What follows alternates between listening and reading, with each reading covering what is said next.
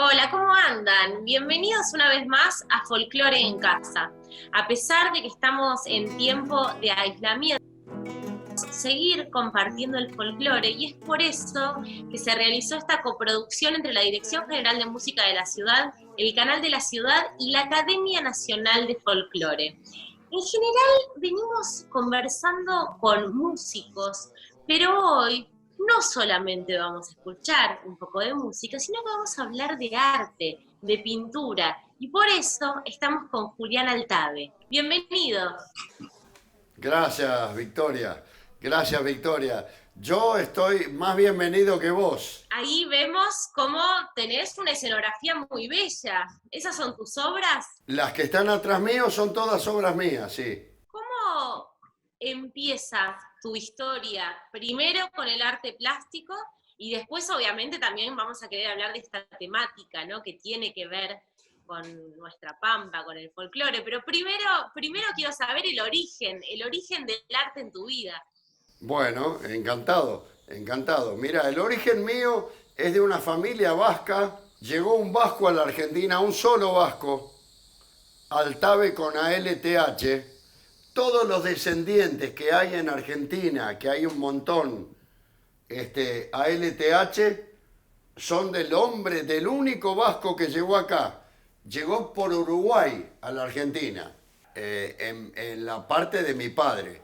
Y de mi madre, de una familia que venía ya de 5 generaciones en esta tierra.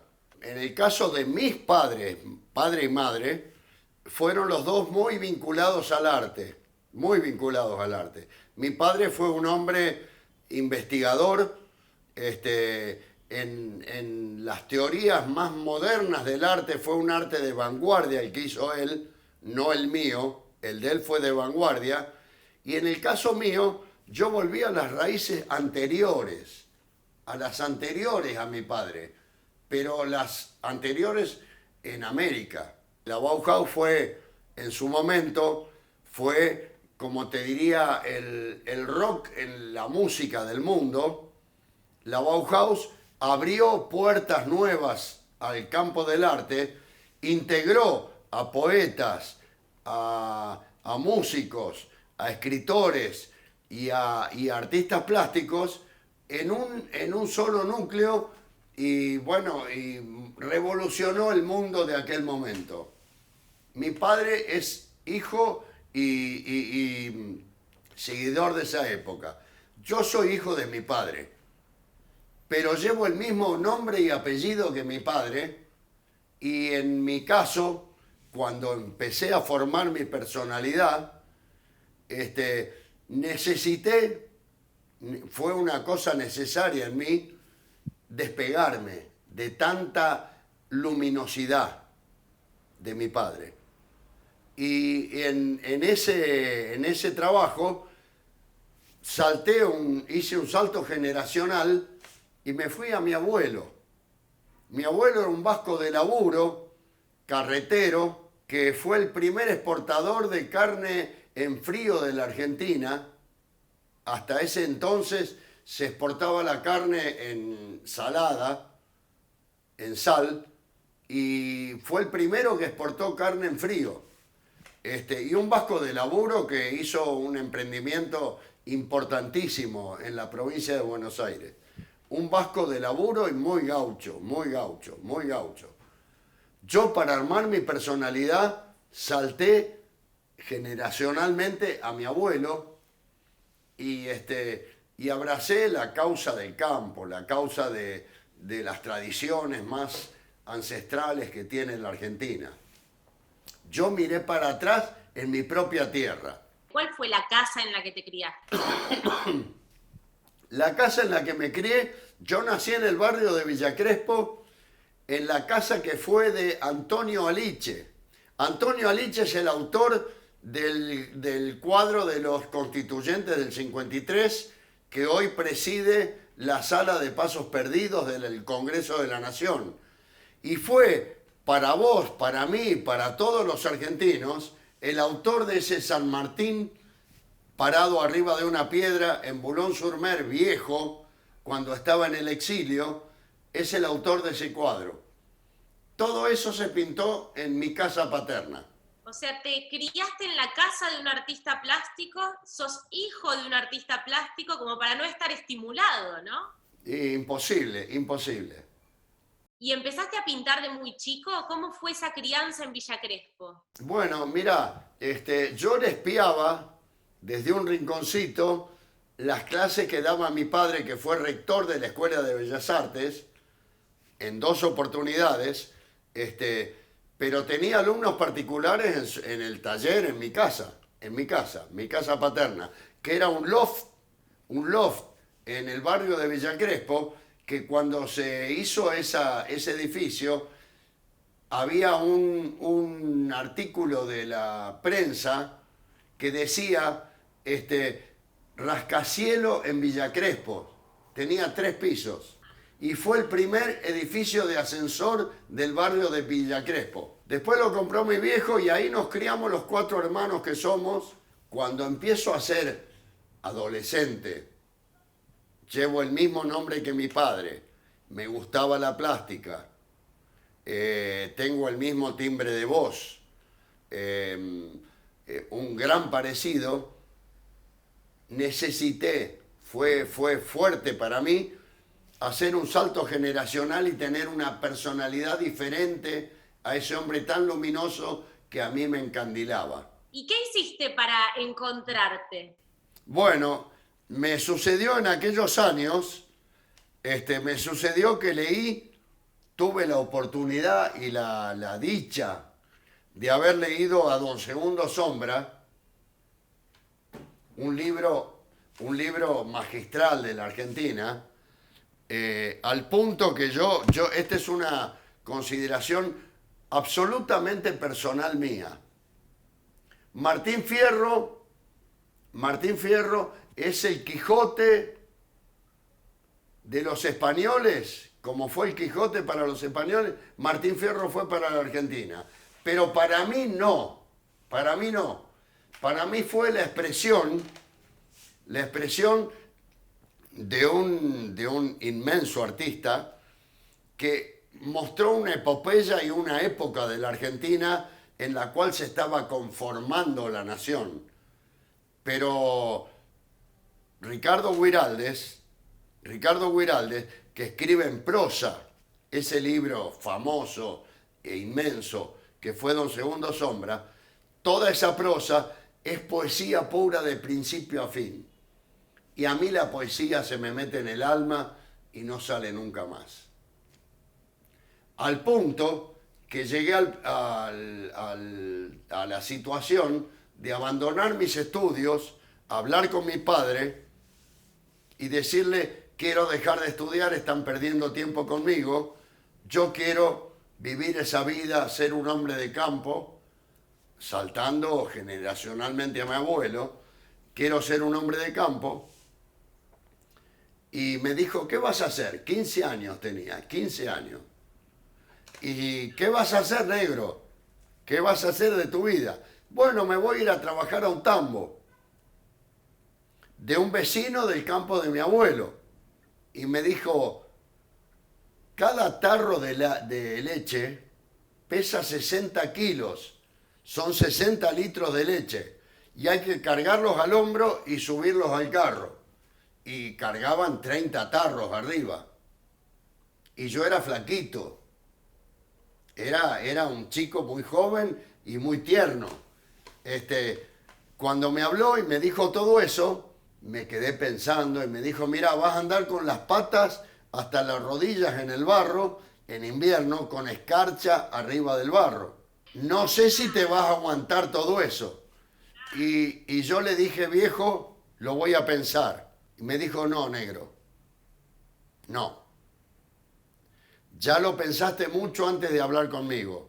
Yo prefiero que te arrepientas de lo que has hecho y no de lo que estuviste por hacer. Y fui y lo hice. Y después hice un viaje con caballos.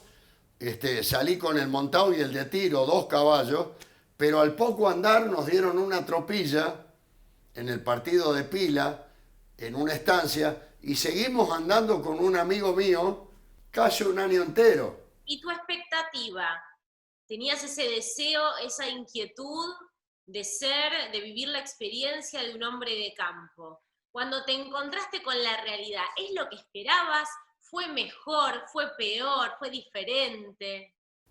Mirá, fue emocionante, emocionante. Tuvo partes peores de lo imaginado, partes mucho mejores de lo imaginado y partes que no eran aburridas. Hasta me peleaba con mi compañero de viaje, porque eran andar y andar y andar y andar y éramos él y yo y andar leguas y leguas de campo. Así que pasó todo, todo eso. Pero yo tenía en mi corazón, en mi alma, impregnada la poesía de Ricardo Guiraldes en la historia de Don Segundo Sombra, y yo me sentía Fabio Cáceres, que es el protagonista no nombrado en el libro, pero ese era yo, ese era yo.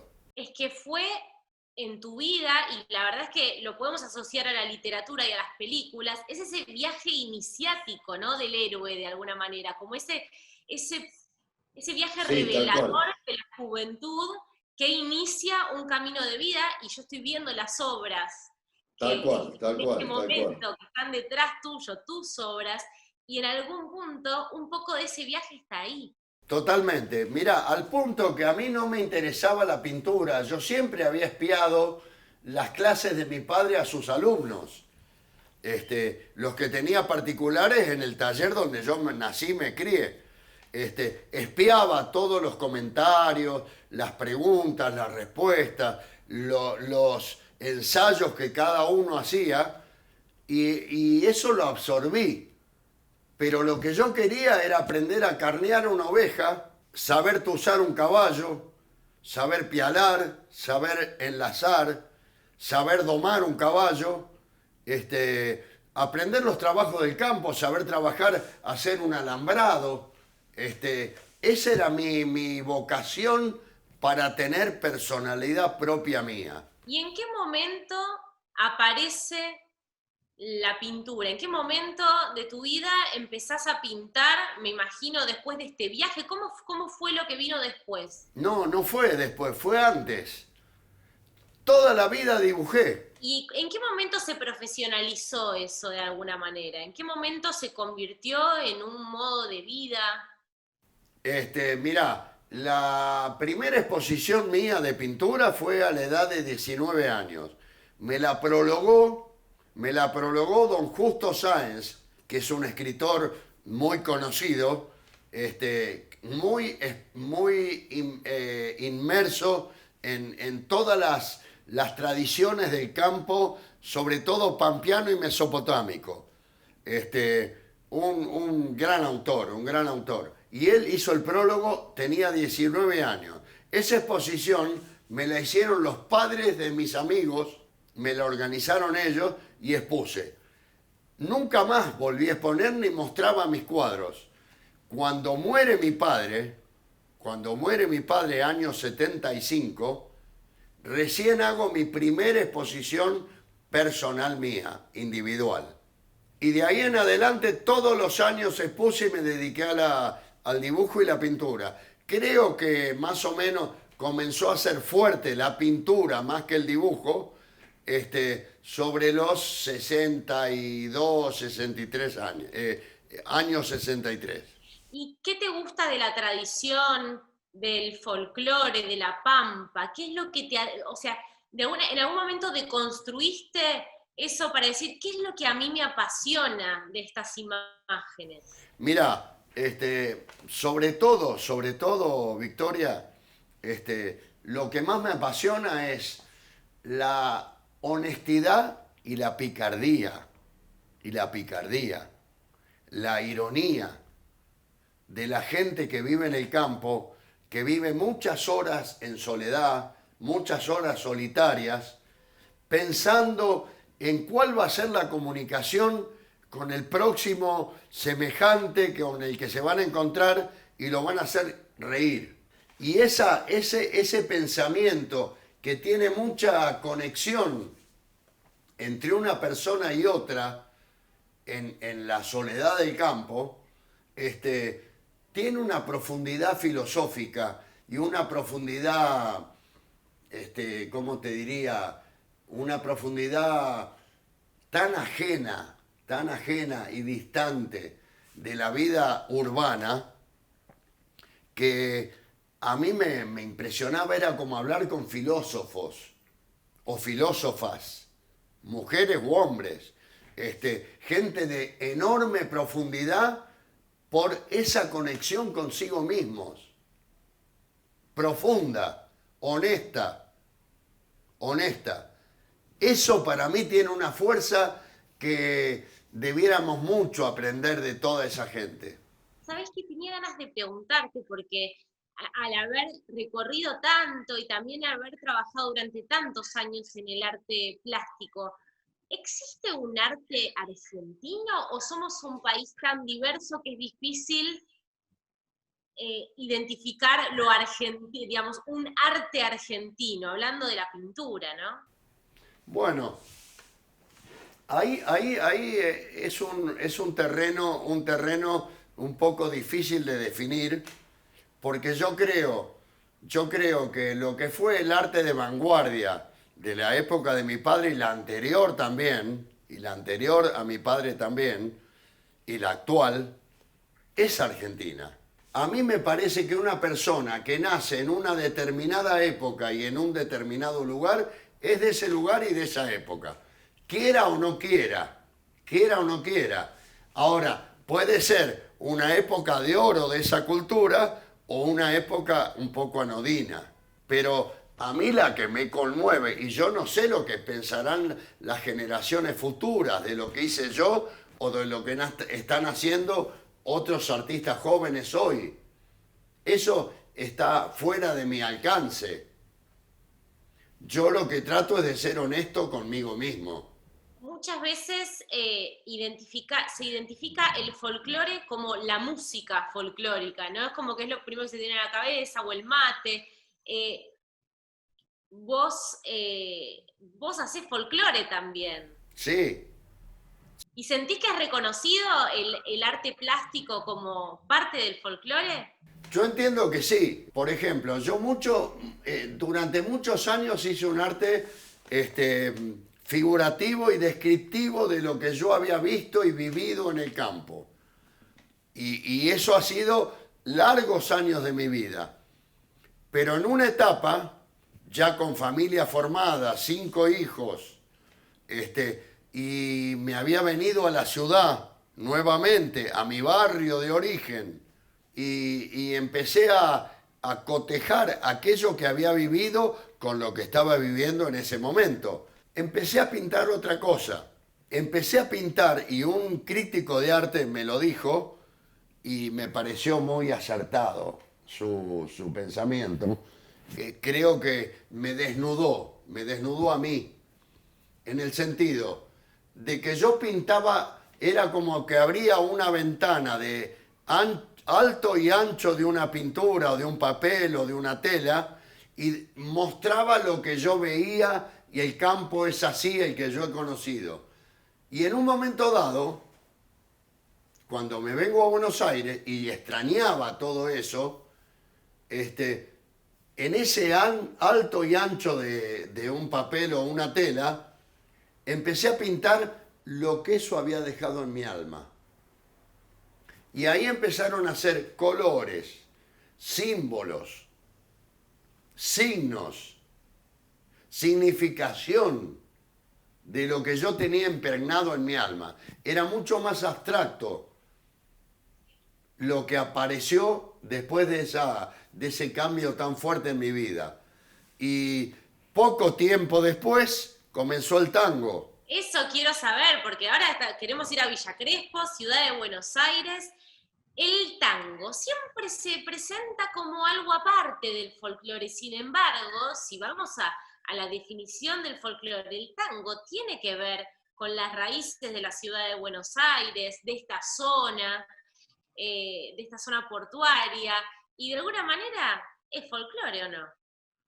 De alguna manera no, esencialmente folclore, esencialmente. Mirá, te quiero decir algo. El tango representa, a mi juicio, a mi juicio, representa la fusión de tres vertientes fuertísimas en la Argentina, fuertísimas, que conformaron esta nación, que le dieron carácter y fuerza y presencia en el mundo. Y son, primero, los negros que fueron esclavos hasta la Asamblea del año 13 y después fueron negros libertos y que batallaron en todas las guerras de la Argentina a la vanguardia y eran los que morían. Después los mató, a los pocos que quedaban los mató la fiebre amarilla. Otra vertiente fue la inmigración europea después de la guerra. Esa inmigración trajo la música con instrumentos que acá no existían. Acá estaba la guitarra, alguna cornetita, Vos pensás que los primeros tangos que hubo en Argentina eran no me tires con la tapa de la olla, porque se abolla, una música de calecita, pelotuda, una música anodina. Pero cuando viene la inmigración, aparecen instrumentos como el piano, el bandoneón, el violín, y aparecen músicos que saben escribir la música y orquestarla. El tango, te diría que es más fuerte y más rico que el jazz inundó al mundo. El tango tiene en el baile de abrazo, el baile más rico y más creativo que existe en la tierra, de toda la historia del mundo. En la poesía tiene la profundidad de los filósofos más importantes, pero dicho en un lenguaje llano, entendible, no es lenguaje de psicólogos ni de literatos, es lenguaje de la calle. Y la música tiene una riqueza inmensa, más fuerte que el jazz, más fuerte que el jazz.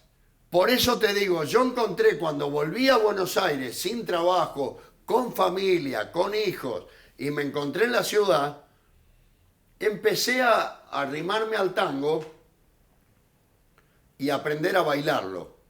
Y cuando encontré la sensación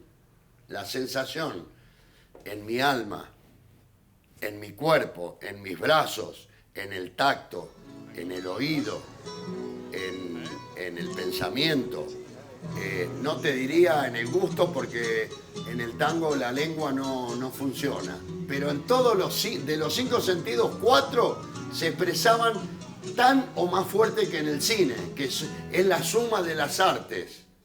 El cine se dice que es la suma de todas las artes. Bueno, el tango es lo mismo, pero en lo personal, con otra persona a quien no conoces, y con un código de entendimiento corporal, improvisan toda la música de punta a punta, de principio a fin. Es folclore hasta el tuétano. Y ese folclore, además, tiene una raíz campera impresionante. Pensá vos que en los años en que nace el tango, toda la ciudad de Buenos Aires se movía tracción a sangre, no había motores, era con caballo. En todas las manzanas de la ciudad de Buenos Aires había corralones con caballos, se movían en carro o de a caballo. Eso fue una de las vertientes que nutrió al tango. La otra fue la inmigración con la música que trajo, escrita y orquestada, y toda la influencia negra que ya era liberta, ya estaba liberada, pero que vivía en Montserrat, vivía en los barrios de Buenos Aires, y que le metió una rítmica y una fuerza insoslayable. Yo ahí sentí que era la síntesis de mi propia vida. Yo había nacido en Villa Crespo, en un barrio de Buenos Aires, me fui al campo, viví 20 años en el campo, trabajando en el campo, y volví a la ciudad con una familia, conformándola en ese momento, y en el tango encontré la síntesis de todo. escuchando esta historia y esta declaración de amor al tango, de alguna manera, tengo ganas de escuchar algo. ¿Podremos escuchar alguna milonga, algún tanguito, algo que tengas ganas de tocar y cantar? Puede ser, cómo no. Por favor.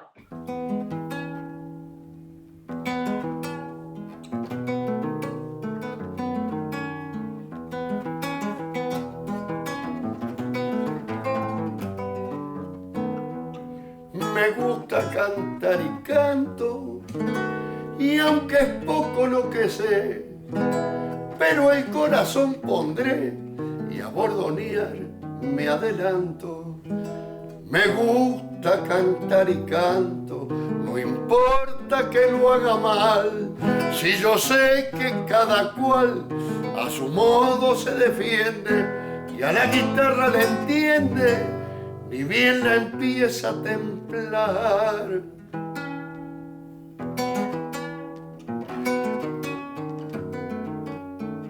Nunca me hice de rogar, cuánto cantar me han pedido, y esto lo tengo aprendido de lo que llevo de andar. Considero que cantar del sentimiento es la esencia, es del amor en la ausencia, remedio que alivia o cura, y un pedazo de ternura de quien nos dio la existencia.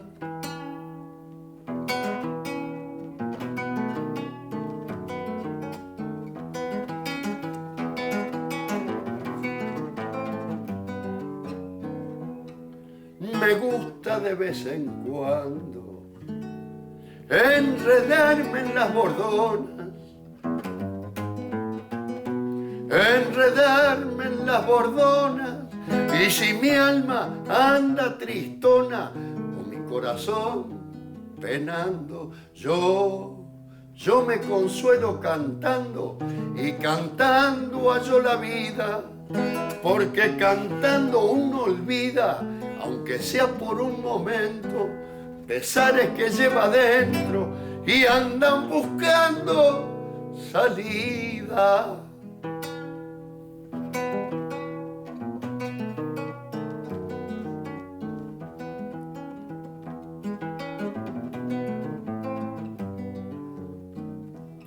Y hay algo que debo a Dios, que nunca estará pagado, y es la suerte que me ha dado de ser así como soy. Si hay que cantar, acá estoy, sin decirles vale tanto, y aunque valga no sé cuánto, o si fuera una fortuna, pues sin pretensión ninguna, me gusta cantar y canto.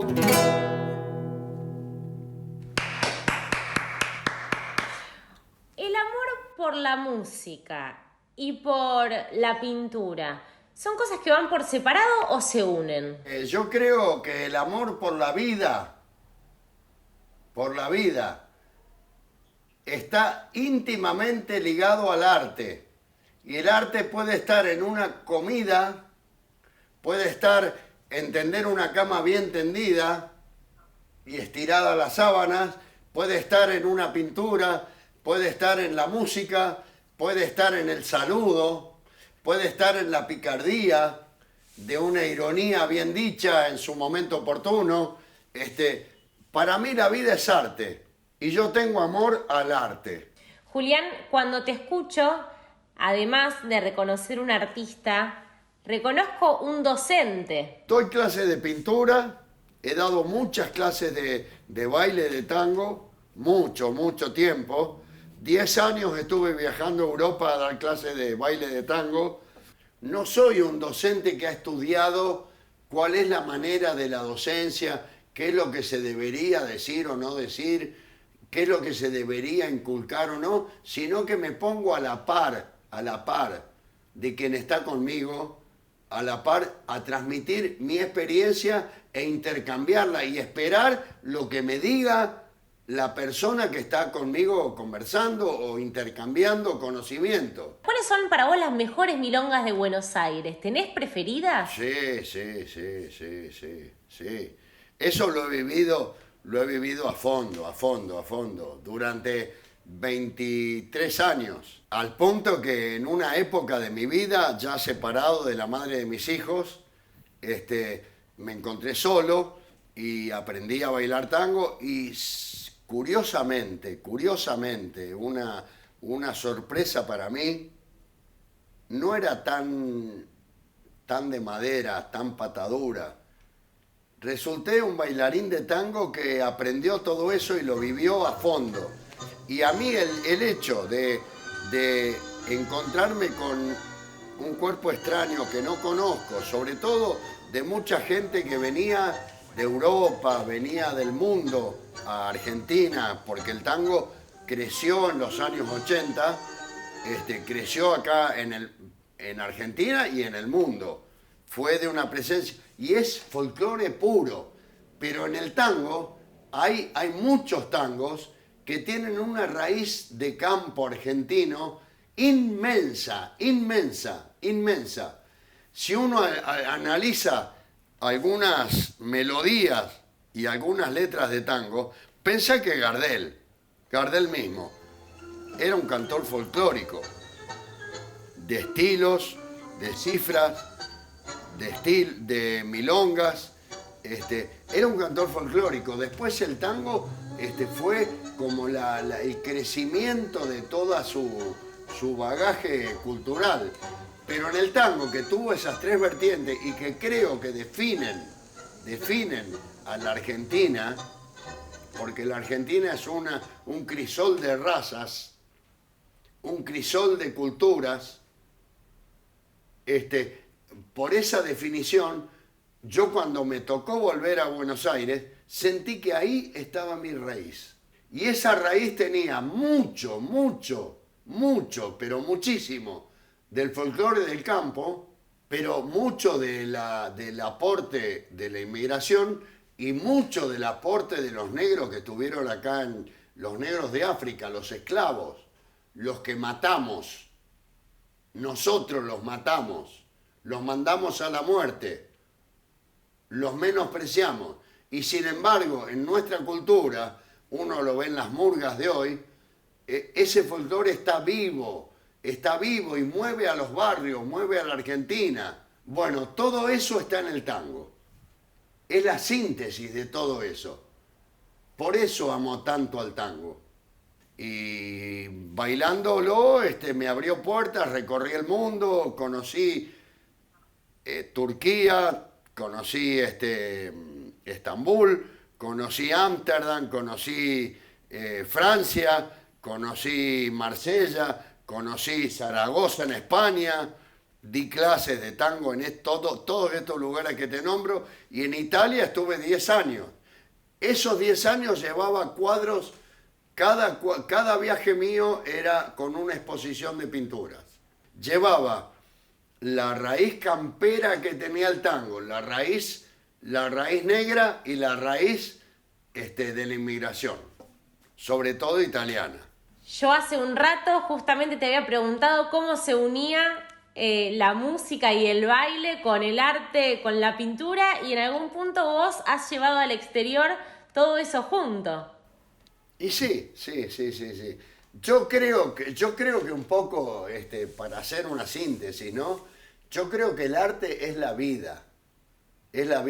La vida puede ser volcada al arte, o a la economía, o al comercio, o a una profesión artesanal, pero la vida en sí misma es arte puro. Y si no es arte, es media anodina, media insulsa, Estoy de acuerdo. Poca cosa. ¿Podemos escuchar algo más antes de despedirnos? Sí, puede ser, cómo no. Una más.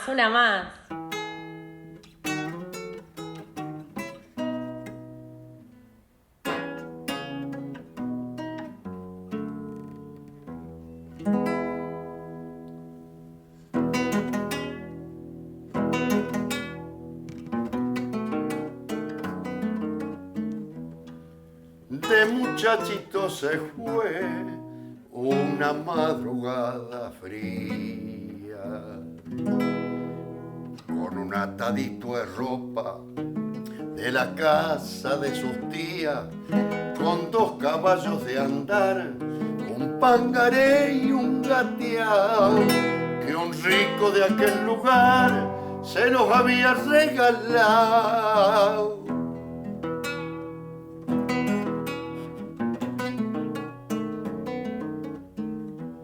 A un hombre que la admiró, acollaró su destino, en todo lo acompañó, y él lo llamó mi padrino, y sin que nada le sobre, se fue haciendo desde abajo, que como todo hombre pobre, se templó con el trabajo.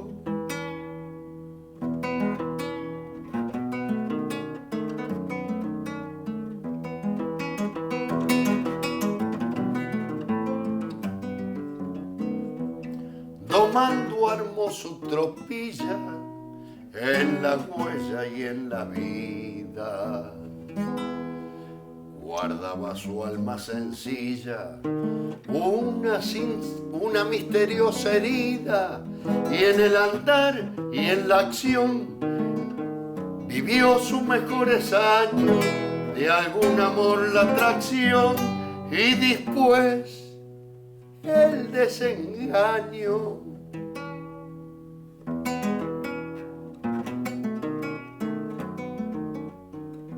En la libertad aquella que reseriando vivió, siendo huérfano en la huella, de pronto un campo heredó, y en fuerte contradicción, tal vez sollozaron dos, ser de una tierra el patrón, sabiendo que habría un adiós.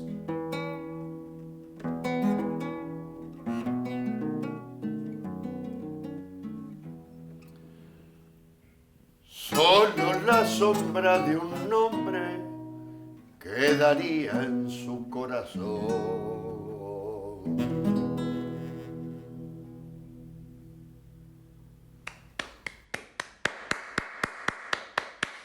Aplaudo en representación de todas las personas que están en sus casas en este momento y que también están aplaudiendo desde ahí. Lo que quiero decir sobre esto es letra, música, todo mío, todo mío. Interpretación, letra y música. Pero ese libro, esto se refiere al libro Don Segundo Sombra que te hablé al principio. Ese libro me cambió la vida. ¿Y qué es lo que me cambió la vida? La poesía en prosa de un autor inmenso como Ricardo Guiraldes. Me cambió la vida. Me gusta terminar con esto porque de alguna manera volvemos al principio. Empezamos hablando de tu historia, de cómo descubriste tus pasiones, y terminamos con este tema, con una composición tuya que habla de eso, ¿no? También. Así que de verdad, Julián, te agradezco mucho porque fue un rato muy grato. Hablamos de pintura, hablamos de baile, hablamos de música, hablamos del campo, de la ciudad, de nuestro folclore. Así que te agradecemos muchísimo por esta charla. Bueno, esta letra que te acabo de cantar nació en la cuarentena. Ahora te diría que tiene 2 semanas en mi creación. Pero es un producto de la parte, ¿cómo te diría?, más honesta en lo personal de la cuarentena. Porque la cuarentena detuvo al mundo y lo ha hecho pensar en sí mismo, en su trascendencia y en su sentido de estar en esta tierra. Por eso nació esto, que no es más que una evocación, pero al mismo tiempo es un llamado a que las tradiciones, los deseos más fuertes que han tenido las generaciones anteriores, la creación del país y la actualidad hoy, la actualidad hoy, nos llama a que respetemos las raíces, respetemos las diversidades, respetemos y salgamos de la ecuación de si el dólar sube o baja, salgamos de la ecuación de esa y miremos la tierra, miremos la naturaleza, miremos la vida, miremos a nuestros hijos, a nuestros amigos. Mira, a mí personalmente, las ideologías me han traicionado. Las políticas también me han traicionado. Los afectos verdaderos y el arte verdadero, cuando es honesto, nunca me traicionó. Nunca.